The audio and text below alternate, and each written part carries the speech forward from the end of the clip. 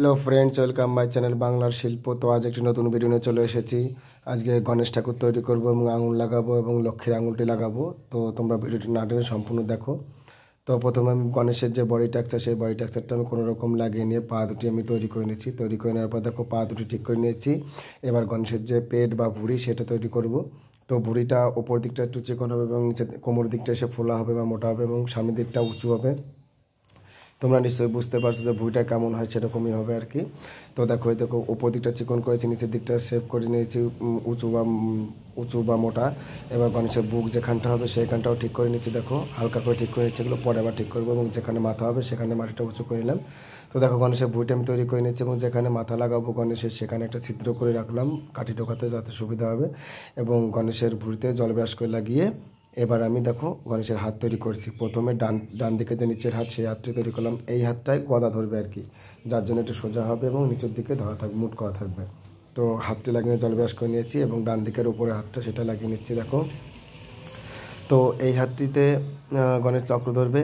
তো দেখো হাতের একটা ক্যাটাগরি আছে আর কি, যেখানে কনুই থেকে যখন কবজি পর্যন্ত যেতে হবে তখন মোটা থেকে আস্তে আস্তে চিকন হতে হবে। চিকন হয়ে গেলে এবং কবজির কাছে গিয়ে একদম যতটা মোটা ছিল কনুইর কাছ থেকে, তার থেকে মিডিয়াম অনুসারে বা সাইজ অনুসারে চিকন করতে হবে, তাহলে হাতের শেপটা এসে যাবে। তো গণেশের দেখো মুখটা আমি তৈরি করে ফেলেছি। তৈরি করে এবার জল ব্রাশ করে নিচ্ছি। গণেশের মুখ আমি কিন্তু সত্যিই খুব ভালো বানাতে পারি না আর কি, দেখতে ভালো লাগে না, তথাপিও যেরকম হয় সেরকম করেছি। এবার দেখো আঙুলটি লাগাবো। তো প্রথমে কী করলাম, চেটোর যে মাটি, সেই চেটোর মাটিটি লাগিয়ে নিলাম এবং বুড়ো আঙুল যেখানে দেবো সেখানে মাটি উঁচু করে লাগিয়ে নিয়েছি। লাগিয়ে নিয়ে আঙুল লাগিয়ে নিলাম। লাগিয়ে নিয়ে এবার পেছনের অংশটিতে মাটি দিয়ে দিলাম। মাটি দিয়ে নেওয়ার পর এবার দেখো বুড়ো যে আঙুলটি, সেই আঙুলটা আমি লাগিয়ে দিচ্ছি। এবার দ্বিতীয় হাতটিতে আঙুল লাগাচ্ছি। একই রকমভাবে চেটোয় মাটি লাগিয়ে নিলাম। চেটোয় মাটি লাগিয়ে নেওয়ার পর হাতের ভেতরটা মাটি লাগিয়ে এবং বুড়ো আঙুল যেখানে বসবে সেখানটাতে আমি মাটিটা উঁচু করে নিলাম, কারণ দেখবে তোমরা মুট করে বুড়ো আঙুলের ওখানটা উঁচু থাকে, নিচের দিকে গোড়ার দিকটা। তো সুন্দর বেশি করে মাটিটা করে নিচ্ছি এবং আঙুলটিও লাগিয়ে নিচ্ছি। দেখো আঙুলটি লাগিয়ে নেওয়ার পর ওপর দিকটা আঙুলটা একটু চেপে নিচের দিকটা চেপে দিয়ে উপর দিকটা বাঁকিয়ে দিতে হবে, তাহলে আঙুলটাতে লাগানো দেখতে ভালো লাগবে। এবার বুড়ো আঙুলটি লাগিয়ে নিচ্ছি। দেখো তো বুড়ো আঙুলটি লাগানো হয়ে গেছে। এবার আমি কী করছি, জল ব্রাশ করে নিচ্ছি। জল ব্রাশ করে ক্লিয়ার করে নিচ্ছি আর কি। তো দেখো এই যে এবার লক্ষ্মীর আঙুলটি লাগাবো।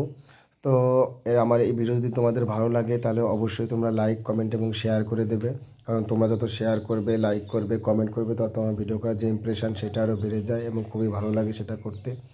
তো আর এরকম মূর্তি যদি কারো প্রয়োজন হয়, কারণ দুর্গাপুজো এসে গেছে, দুর্গাপুজো যেহেতু এসে গেছে, অনেকের ইচ্ছা থাকে ছোটো ছোটো মূর্তি নিয়ে পুজো করার বাড়িতে। এরকম যদি কারো ইচ্ছা থাকে তাহলে আমার সঙ্গে কন্ট্যাক্ট করতে পারো। আমার ডিসক্রিপশান বক্সে আমার নাম্বার দেওয়া আছে, সেখান থেকে তোমরা হোয়াটসঅ্যাপ করতে পারো, SMS করতে পারো বা ফোন করতে পারো, সেটা যেটা তোমাদের খুশি। এবং খুবই স্বল্প মূল্যে এখানে মূর্তি পাওয়া যায়।